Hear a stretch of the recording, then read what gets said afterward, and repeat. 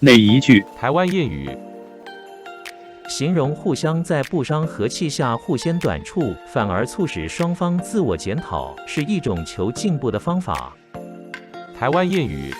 取材于台湾闽南语常用词词典。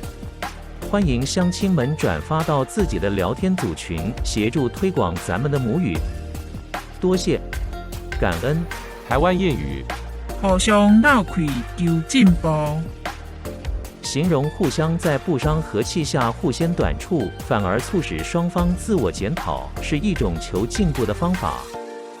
谢谢您的观赏，希望您会喜欢我为您制作的影片，请支持我，点击 subscribe， 然后再单击小铃铛，请点击下面观看同一系列的影片。